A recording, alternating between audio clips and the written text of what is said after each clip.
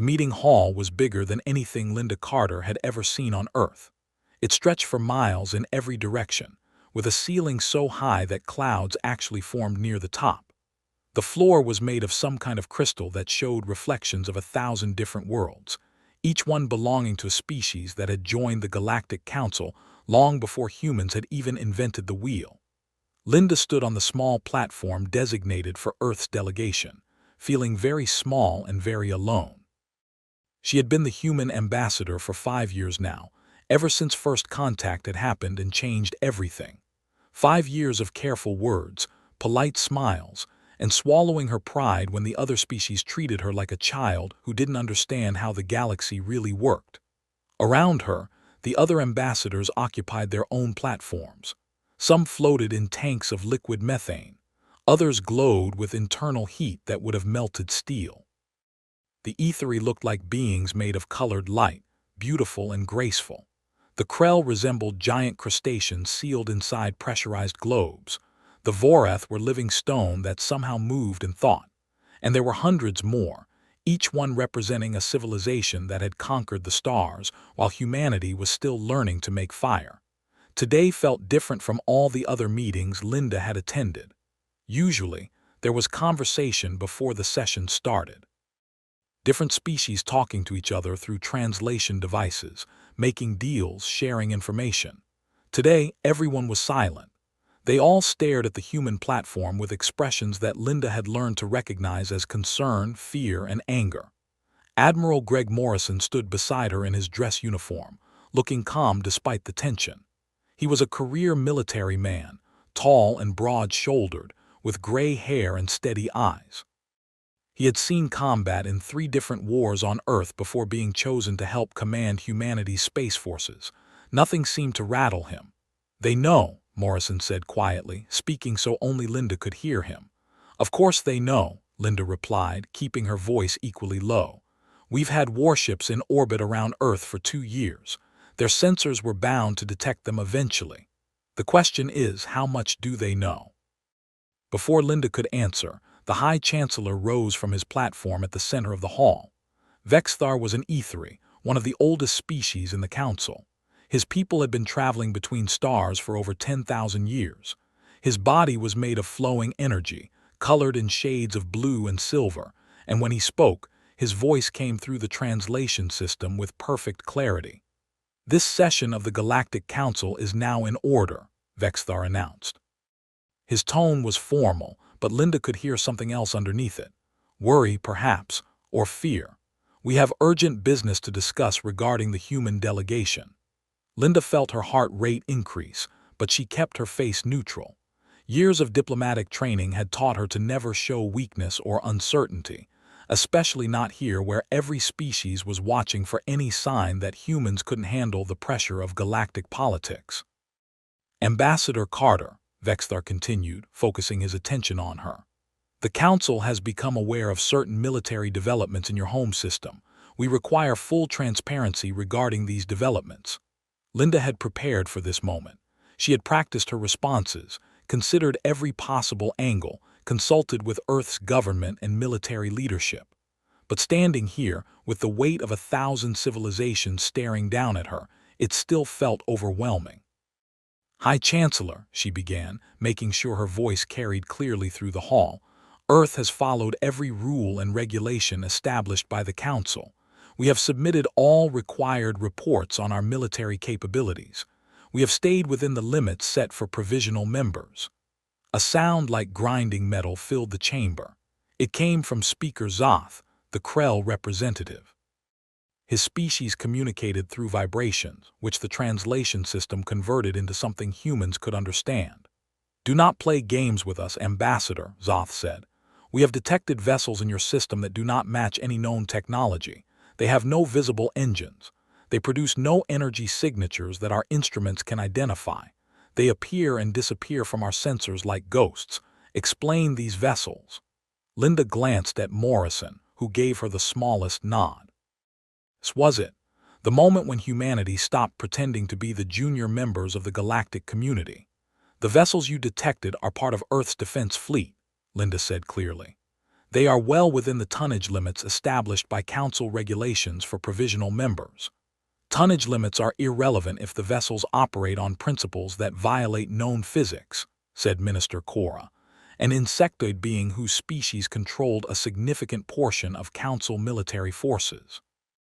Her mandibles clicked rapidly, a sign of agitation. How is it possible that your ships function without detectable power sources? How do they move without engines? Linda took a breath. They have engines, they have power sources. If your sensors cannot detect them, perhaps the problem is with your sensors, not with our ships. The chamber erupted. Voices in dozens of languages, angry and fearful, crashed against each other. The translation system struggled to keep up with the volume of sound. Linda stood still, watching the chaos she had unleashed with just a few words. Vexthar raised his appendages, calling for silence. It took several minutes for order to be restored. When he spoke again, his voice had changed. The polite formality was gone, replaced with something harder. You are claiming that humanity has developed technology superior to anything in this council, a species that only achieved faster than light travel 60 years ago. A species that was struggling with nuclear fusion when we made first contact. I am claiming nothing, High Chancellor, Linda replied. I am simply stating facts. Our ships exist. They function. If that makes you uncomfortable, I apologize, but I will not pretend they do not exist simply to ease your concerns. Supreme Commander Talrek of the Korthian Empire leaned forward on his platform. The Korthians were a reptilian species, tall and powerful, with scales that could deflect most energy weapons. They had maintained peace in the galaxy for 3 centuries through military might and strategic brilliance. Show us these vessels, Talrek demanded. If they are real and legal, you should have no objection to demonstrating their capabilities. Linda looked at Morrison again. The Admiral stepped forward and activated a holographic projector built into their platform. The air above them shimmered and an image appeared for everyone to see. It showed a ship, 800 meters long, sleek and dark, with lines that suggested speed and purpose. But there was something wrong about it, something that made it hard to look at directly. It seemed to bend light around itself, creating distortions that hurt the eyes. This is the UES Defender, Morrison said, his deep voice carrying across the silent chamber. One of 12 vessels currently in orbit around Earth's moon. Length 800 meters, crew capacity 200 personnel, defensive capabilities classified, offensive capabilities classified, propulsion system, dark matter manipulation. The silence that followed was absolute. Linda watched as the implications of Morrison's words sank in across the chamber. Every species here had tried to harness dark matter. Every single one had failed. The precursors, the legendary civilization that had existed before any current species, had left records indicating they had attempted it and concluded it was impossible. Dark matter made up most of the mass in the universe, but it didn't interact with normal matter except through gravity. You couldn't touch it, couldn't see it, couldn't manipulate it with electromagnetic fields or nuclear forces. It was fundamentally separate from everything else in existence, or so everyone had believed. Impossible, Minister Cora said flatly. Dark matter cannot be manipulated. Every physicist in this council agrees on this point. Your species must be mistaken about the nature of your technology. Morrison smiled, but there was no warmth in it. We are not mistaken, Minister. We understand that every species here has attempted to harness dark matter and failed. We understand that this achievement seems impossible by your standards. Nevertheless, we have succeeded where you have not. Arrogance, Talrek growled. You expect us to believe that humanity, barely a century into space exploration, has accomplished what civilizations millions of years old could not. I don't expect you to believe anything, Commander, Morrison replied. I am simply telling you the truth. What you choose to believe is your concern. Linda watched the reaction spreading through the chamber. Some species looked skeptical. Others appeared angry at what they perceived as human deception or impossibility. But a few, the ones with the most advanced scientific understanding, looked genuinely frightened. Vexthar's form flickered, colors shifting through his body in patterns Linda had learned indicated deep thought. If what you claim is true, Ambassador Carter, then you must understand the position this puts the Council in. A provisional member with technology that surpasses our collective capabilities represents a potential threat to galactic stability. We represent no threat, Linda said firmly. Our ships are defensive in nature. They exist to protect Earth and Earth's interests, nothing more. And what, Talrek asked slowly, do you define as Earth's interests? You control a single star system. Will you expand? Will you claim territory held by other species? Will you use your superior technology to enforce your will on the galaxy? Linda felt anger rising in her chest. For 5 years, she had endured condescension and dismissal from these species. They had treated humanity like primitive savages who should be grateful for the privilege of being noticed. They had imposed restrictions on human expansion, limited Earth's access to trade routes, and denied every request for equal representation in council decisions. And now that humanity had demonstrated real capability, suddenly they were concerned about threats and stability. Earth has no intention of threatening anyone, she said, keeping her voice level with effort. But we also have no intention of accepting secondary status in this council indefinitely. We have followed your rules. We have proven ourselves. And yet we are still treated as children who need to be managed rather than equals who deserve respect. Respect must be earned, Vexthar said. We have earned it, Linda shot back. We have earned it through our scientific achievements, through our diplomatic patience, and through our restraint in not using our capabilities to force the recognition you refuse to give freely. Before anyone could respond, the chamber's emergency system activated. A loud tone sounded, and every platform's holographic display automatically switched to showing the same image. It was a star map showing the outer rim territories, the border between council space and the unexplored regions beyond. Red markers indicated something moving through that space. Thousands of red markers arranged in precise military formation heading toward the core systems of the Council. The energy readings attached to each marker were enormous. Each individual vessel was radiating power equivalent to a small star, and there were over 3,000 of them. Linda felt her blood run cold. She had read the historical files. Every species in the galaxy knew the stories, though most dismissed them as legends. The Devourers. An ancient force that had swept through the galaxy eons ago, consuming entire civilizations before vanishing into the darkness between galaxies. Most scholars believed they were myth, a cautionary tale invented to encourage cooperation between species. But the sensor data on the displays was real, verified by every monitoring station on the rim. Vexthar's form dimmed until he was barely visible, a reaction Linda had never seen before. "This is not possible," he said, his voice hollow. "The Devourers are legend, they cannot be real." "The sensor data suggests otherwise, High Chancellor," Minister Cora said, her voice tight with fear. "Those ships are real, and they are heading directly for the Verilion system. Verilion, home to 12 billion Krell, one of the most important systems in Council space. If those ships reached it, billions would die." "How long until they arrive?" Talrek demanded. "At current speed, approximately 14 hours, one of the technical officers reported. "Mobilize the defense fleets," Talrek ordered. "All available military vessels to converge on Verilion. We must establish a defensive perimeter." "That will take days," Cora protested. "Our ships are scattered across the galaxy maintaining peace and order. We cannot concentrate them in time." "Then we evacuate what we can and prepare to lose Verilion," Talrek said grimly. Linda looked at Morrison. The Admiral's expression was calm, but she could see the calculation in his eyes. This was a decision that would change everything, and they both knew it. "High Chancellor," Linda said quietly, her voice cutting through the rising panic in the chamber. Everyone turned to look at her. "We may be able to help," Linda continued. Talrek's laugh was bitter. "Your 12 ships, against thousands. I appreciate the offer, Ambassador, but this is not the time for gestures." "Who said we only have 12 ships?" Morrison asked. The chamber went silent again. Linda saw understanding dawn on Vexthar's face, saw the High Chancellor's form brighten as hope replaced despair. "How many vessels does Earth actually possess?" Vexthar asked carefully. Linda made the decision. Earth's government had given her authority to use her judgment in situations like this. They had trusted her to know when to reveal the truth and when to maintain secrecy. This moment, with billions of lives hanging in the balance, was clearly the time for truth. "Show them," she told Morrison.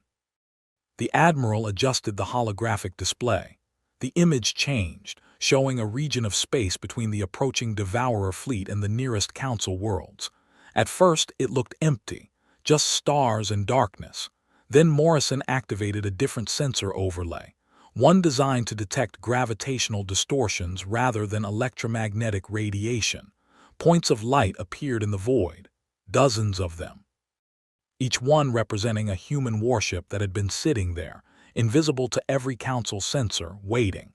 "The Earth Defense Fleet consists of 58 vessels," Morrison said into the shocked silence. "They have been deployed for 3 weeks, since our long-range sensors first detected the Devourer fleet entering this region of space. We have been tracking the enemy and moving our ships into position." 3 weeks, Cora said faintly. "You knew about this threat for 3 weeks and said nothing." "We were not certain it was a threat," Linda explained.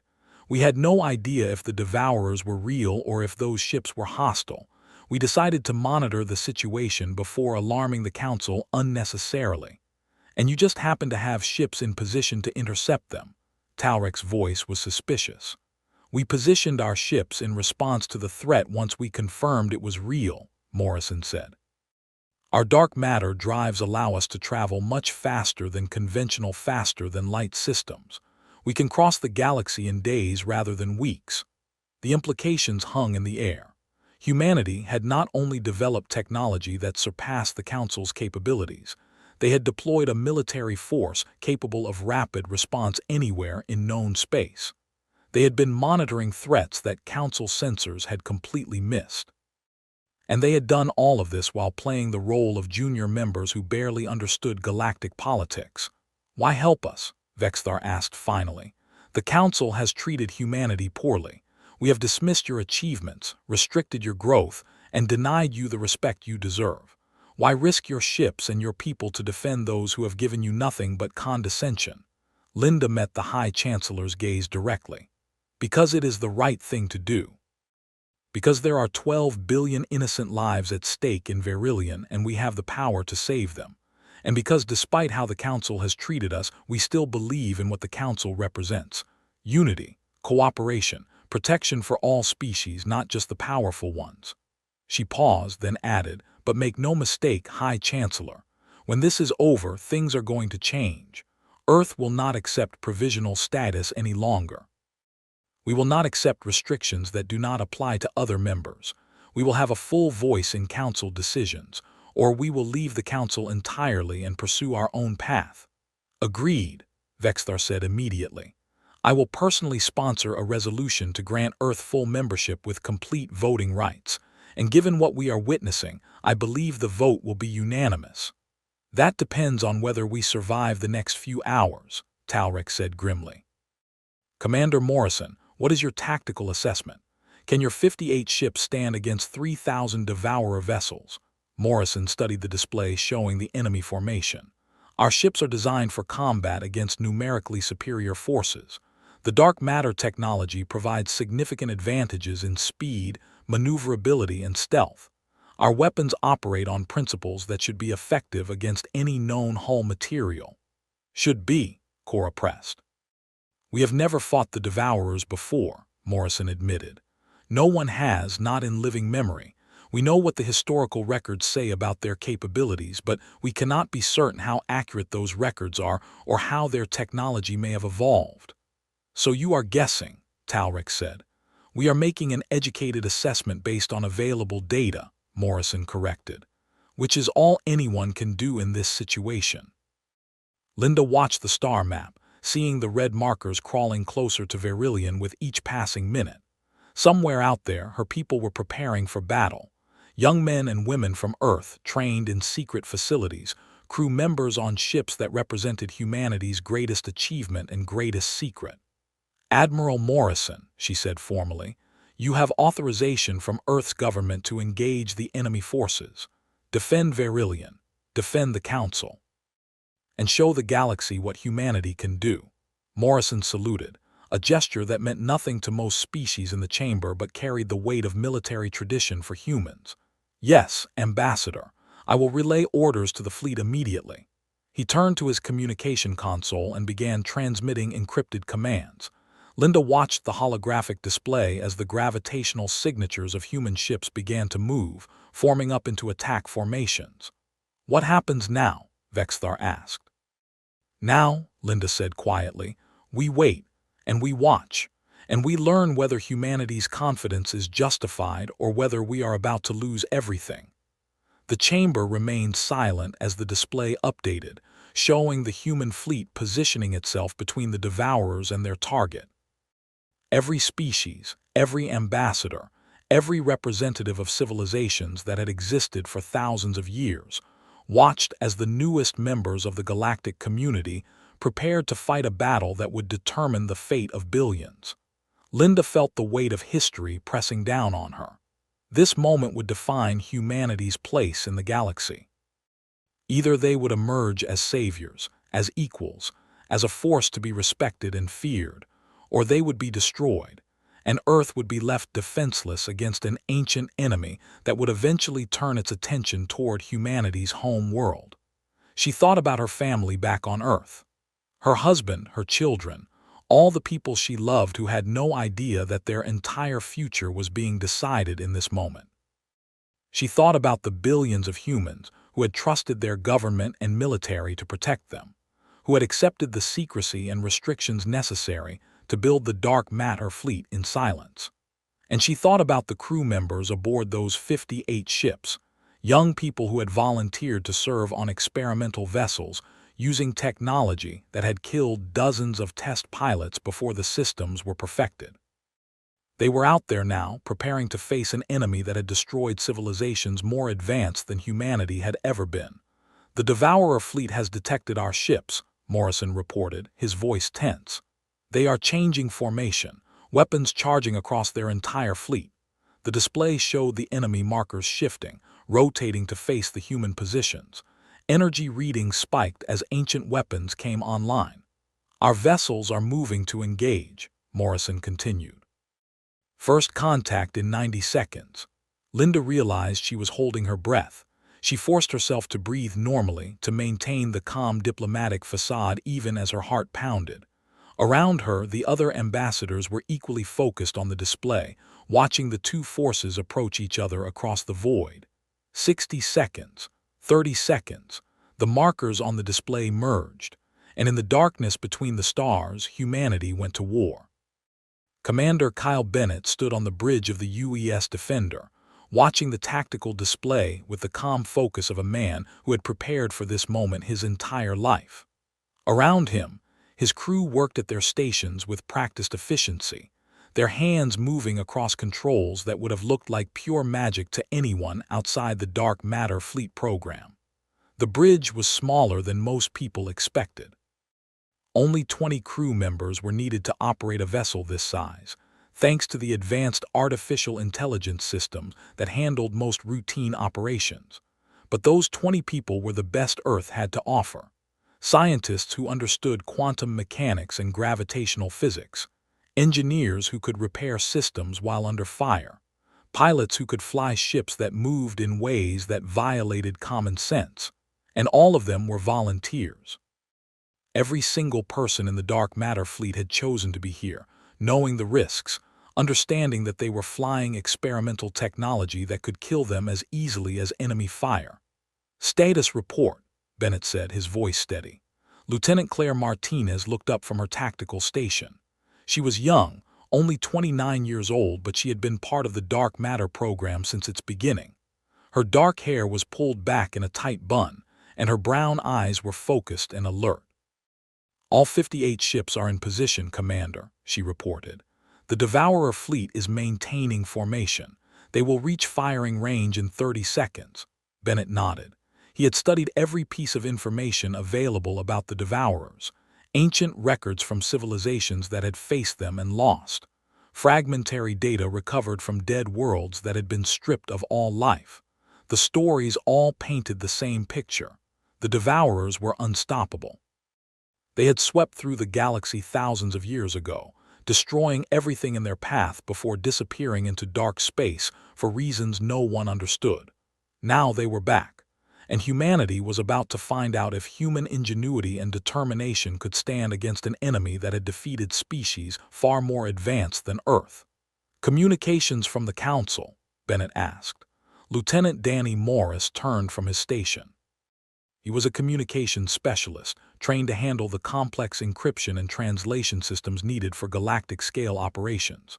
"High Chancellor Vexthar is requesting updates every few minutes, sir. Commander Talrek has sent 6 messages demanding direct command authority over our fleet.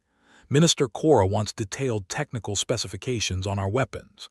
Bennett allowed himself a small smile. "Tell them all the same thing. We are engaging the enemy. They can watch and learn. No further communications until the battle is concluded." "Yes, sir," Morris replied, turning back to his console. The tactical display showed the Devourer flagship moving ahead of the main formation. It was enormous, 30 kilometers long, its hull seeming to absorb light rather than reflect it. Energy readings from the vessel were off every scale. If that thing fired its main weapons at a planet, it could crack the world in half. "The flagship is charging weapons," Martinez announced. "Target lock detected. They are aiming at us." "Let them aim," Bennett said calmly. "Helm, prepare evasive pattern Alpha. Weapons, target the flagship. All ships, prepare to fire on my command." He felt the familiar sensation of the dark matter field activating around the Defender. It was hard to describe. Like gravity pulling in directions that did not exist, like falling while standing still. The field wrapped around the ship, creating a bubble of altered space-time that made conventional physics behave in very strange ways. The Devourer flagship fired. A beam of purple-white energy, bright enough to burn out unprotected eyes, screamed across the void. It carried enough power to vaporize a moon. It should have destroyed the Defender and everyone aboard. Instead, it curved.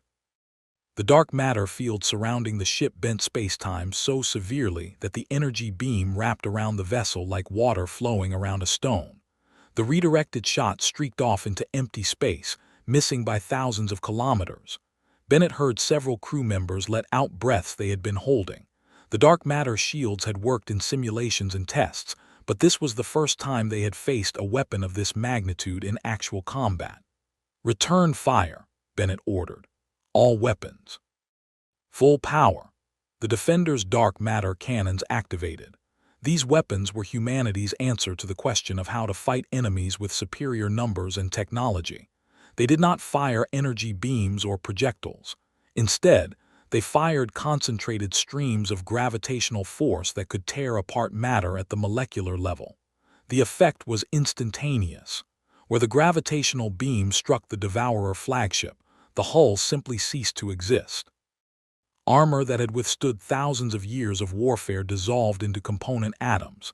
Entire sections of the massive ship came apart, breaking down into elementary particles and then into nothing at all. "Direct hit," Martinez reported, her voice excited. "Severe damage to the flagship's forward sections. They are attempting to regenerate shields." "They will not get the chance," Bennett said. "All ships, concentrate fire on the flagship. I want that thing destroyed before it can adapt to our weapons." Across thousands of kilometers of space, 58 human warships fired in perfect synchronization. The combined gravitational assault was devastating. The Devourer flagship, the most powerful vessel in their fleet, the command ship that had led them through countless battles, began to come apart. It tried to maneuver. It tried to bring more weapons to bear. But humanity's ships moved through space like sharks through water, their dark matter drives allowing them to accelerate and turn in ways that made no sense to conventional physics.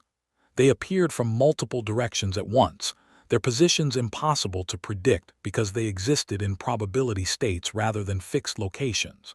In less than a minute, the flagship was gone, reduced to an expanding cloud of debris and radiation. The rest of the Devourer fleet stopped moving. Bennett watched the tactical display, seeing the enemy formation freeze. He understood what was happening.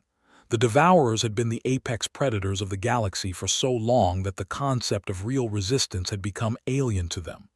They had conquered world after world, civilization after civilization, never meeting an opponent that could actually hurt them, until now. They are hesitating, Martinez said, disbelief in her voice.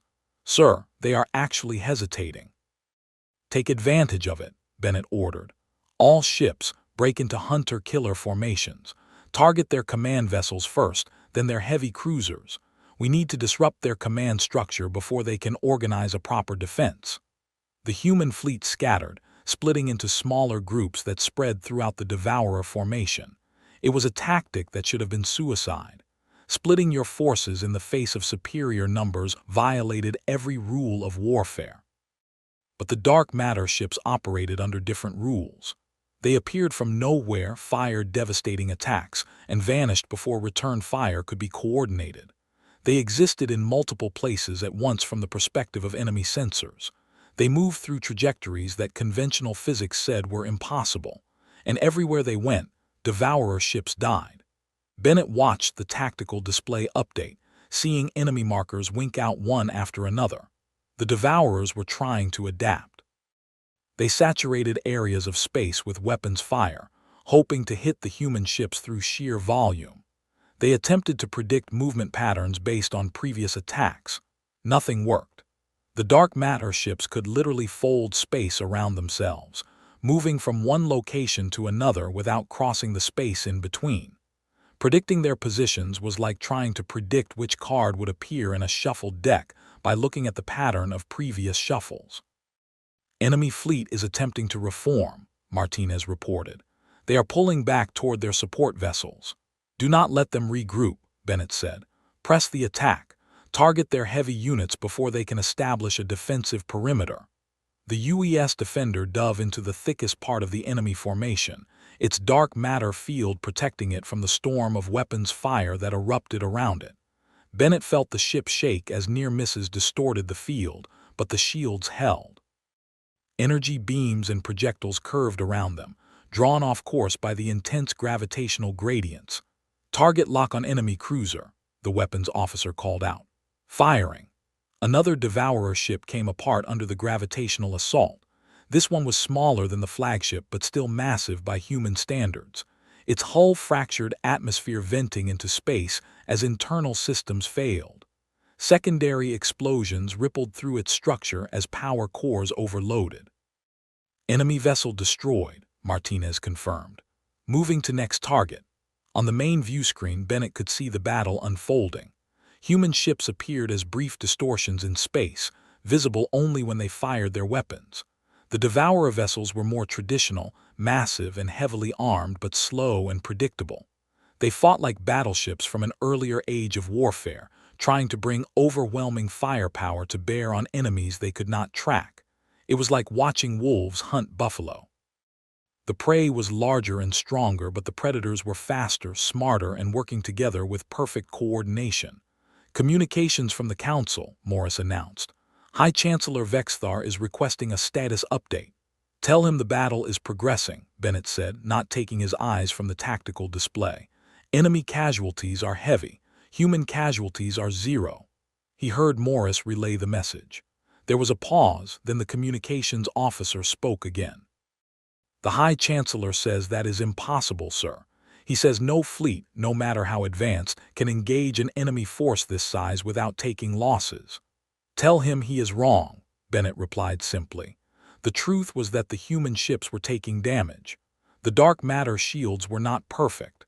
Some enemy fire got through, scorching hull plating and damaging external systems, but the ships were designed with redundancy in mind. Losing a sensor array or a secondary weapons port did not compromise their combat effectiveness, and compared to what was happening to the Devourer fleet, the damage humanity was sustaining was negligible. Sir, the enemy is attempting a new tactic, Martinez said. They are launching fighters, thousands of them. Bennett frowned. Fighters were small, fast craft that could overwhelm larger vessels through sheer numbers. If the Devourers had enough of them, they might be able to saturate the human defenses through attrition. How many fighters are we detecting? He asked. Approximately 15,000, sir. They are spreading out to engage our entire fleet. Bennett did some quick calculations. 15,000 fighters against 58 capital ships. Under normal circumstances, it would be a massacre. The fighters would swarm over the larger vessels, using their numbers and maneuverability to avoid defensive fire while gradually wearing down shields and armor. But these were not normal circumstances. All ships activate point defense protocols, Bennett ordered. Use automated targeting systems. Do not waste time on individual fighters. Let the computers handle them. The dark matter ships were equipped with laser-based point defense weapons that could track and destroy hundreds of targets per second. The systems were automated, using artificial intelligence to prioritize threats and allocate firepower. Against fighter swarms, they were devastatingly effective. The first wave of Devourer fighters reached engagement range. Instantly, space filled with thin red lines as the defense lasers activated. Each line represented a beam of coherent light powerful enough to cut through fighter armor, and there were thousands of lines, crisscrossing the void in a deadly web. Fighters began to explode, not one at a time, but in groups, as the automated systems tracked multiple targets simultaneously. The Devourers had hoped to overwhelm human defenses with numbers, but they had not understood how fast those defenses could react. Enemy fighter strength down to 12,000. Martinez reported. 11,000, 9,000, they are breaking off the attack. The surviving fighters retreated, pulling back toward the safety of their capital ships. They had lost more than half their number in less than 2 minutes and had not managed to damage a single human vessel. Bennett allowed himself a moment of satisfaction. Every simulation, every test, every drill had prepared his people for exactly this kind of engagement, and they were performing flawlessly. The Devourer fleet is attempting to withdraw, Martinez announced. Multiple vessels are charging faster than light drives. This was the critical moment. If the Devourers escaped, they could return with reinforcements. They could analyze the battle data and develop countermeasures to human technology. They could become a long-term threat instead of an immediate one that could be eliminated here and now. Activate gravity wells, Bennett ordered. All ships, maximum intensity. I want a field strong enough to prevent any faster than light jumps within 10,000 kilometers.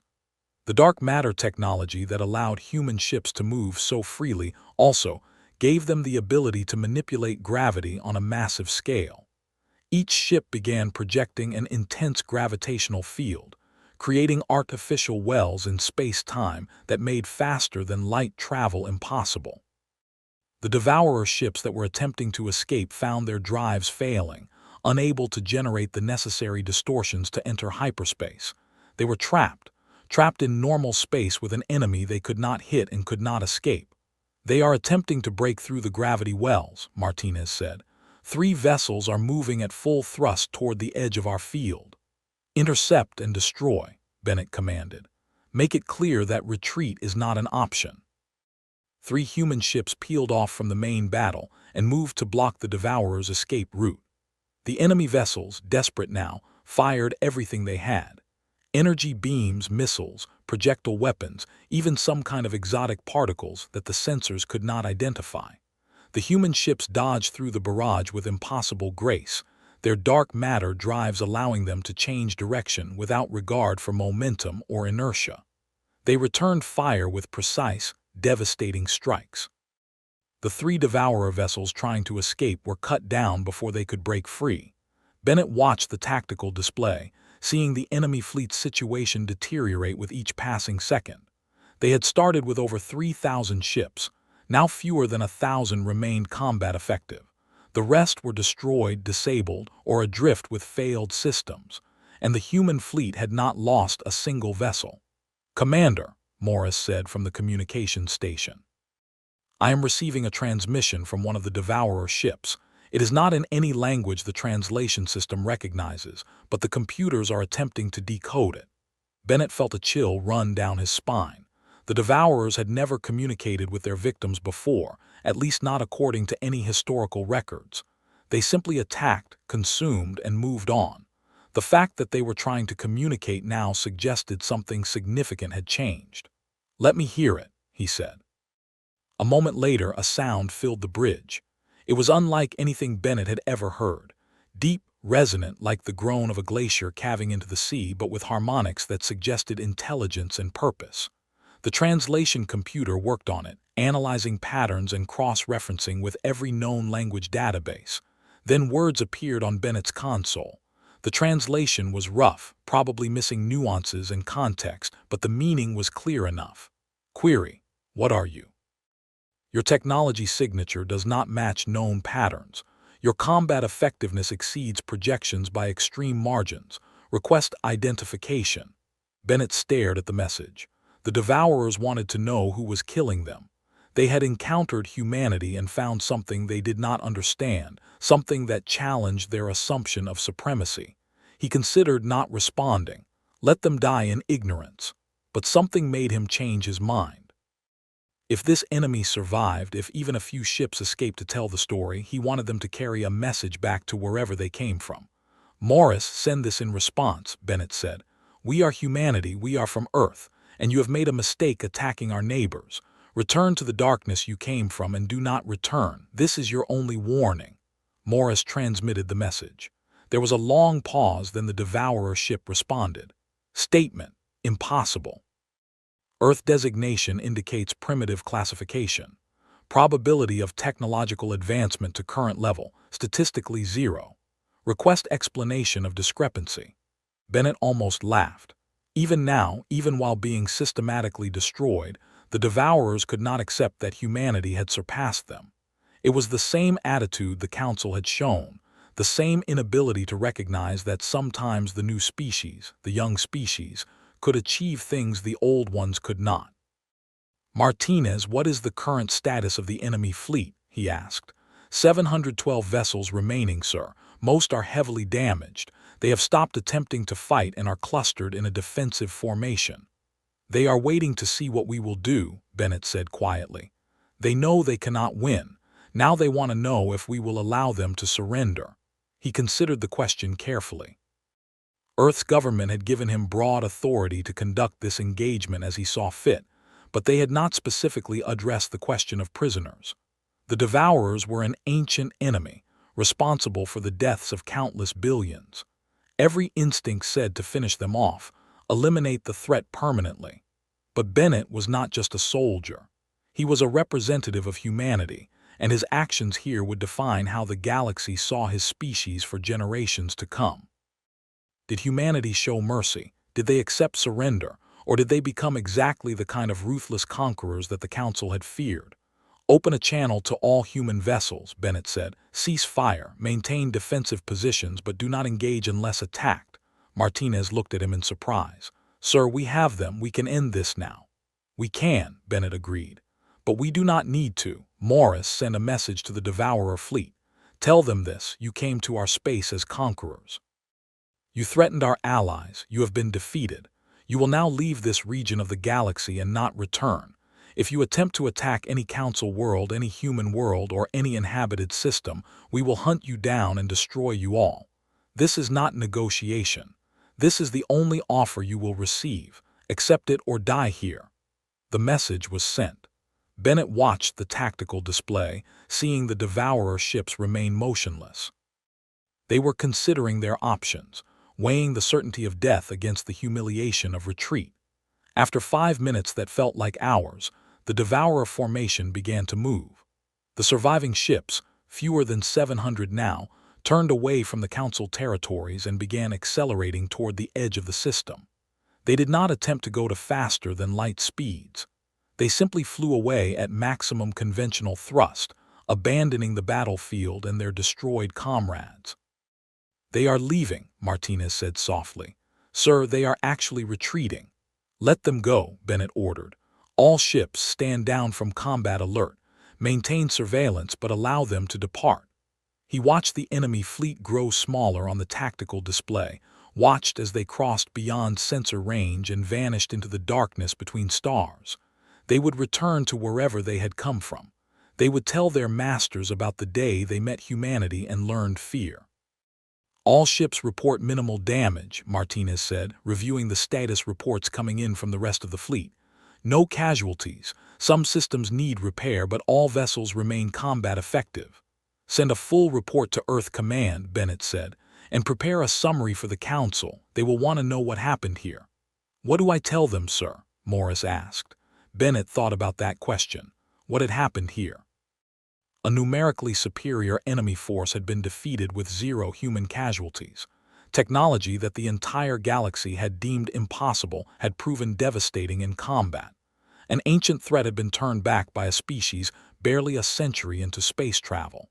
"Tell them the truth," Bennett said finally. "Tell them humanity has proven itself. Tell them we defended Verillion and saved 12 billion lives. And tell them that we expect to be treated as equals from this moment forward." He turned to look out the main view screen, seeing the stars of the Verillion system shining peacefully in the distance. Down on the planet below, billions of Krell would wake up tomorrow not knowing how close they had come to annihilation. They would go about their lives, completely unaware that human ships had stood between them and certain death. And that was fine with Bennett. Heroes did not need recognition. They did not need parades or monuments. They just needed to know that they had done the right thing, that they had used their power to protect those who could not protect themselves. "Commander," Martinez said, interrupting his thoughts, "we are receiving a transmission from the council chambers. High Chancellor Vexthar wishes to speak with you directly." Bennett nodded. "Put him through." The view screen shifted, showing the High Chancellor's luminous form. Even through the translation of energy patterns into visual information, Bennett could see that Vexthar looked different. The arrogance was gone. The condescension had vanished. In their place was something that looked like genuine respect.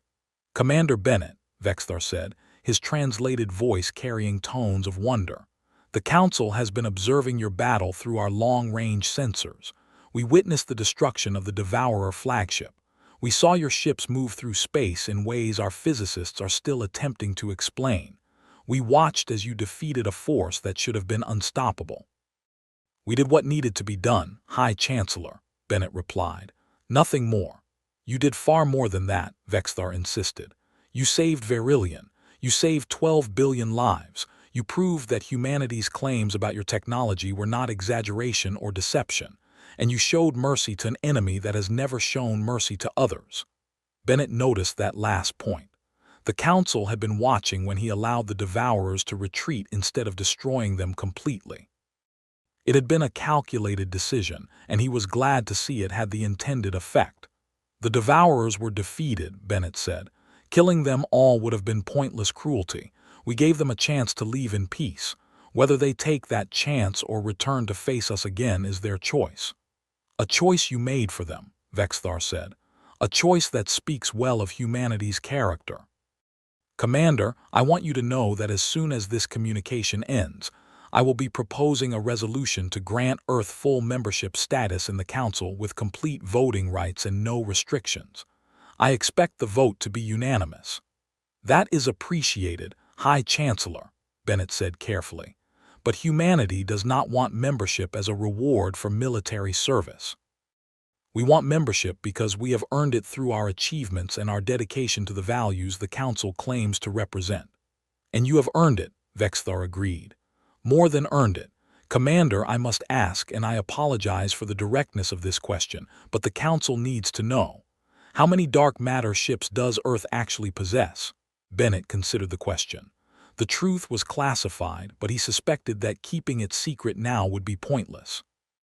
The galaxy had seen what even a few dozen dark matter ships could accomplish. Hiding the full extent of Earth's capabilities would only breed suspicion and fear. "We currently have 58 combat-ready vessels," he said, "with another 42 in various stages of construction. Within 5 years, we expect to have 200 ships operational." He watched Vexthar's form flicker, processing that information. 200 ships that could move faster than light without entering hyperspace, that could turn invisible to conventional sensors, that could generate gravitational fields strong enough to trap enemy fleets.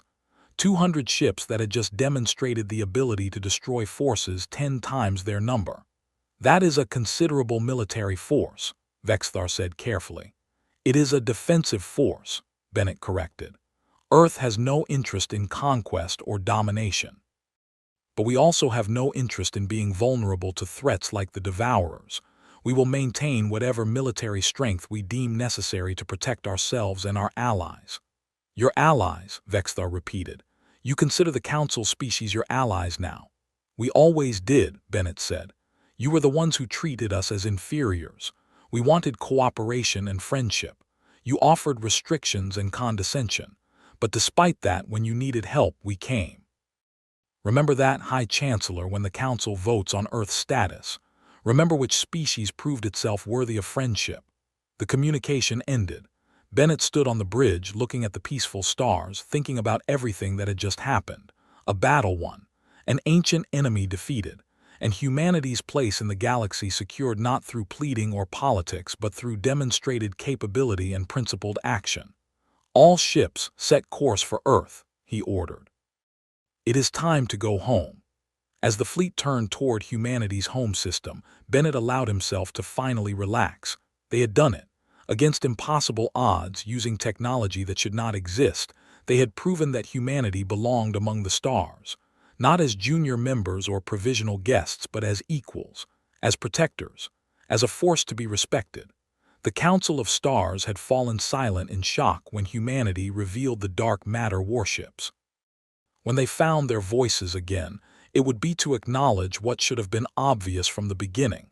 Humanity had arrived, and the galaxy would never be the same.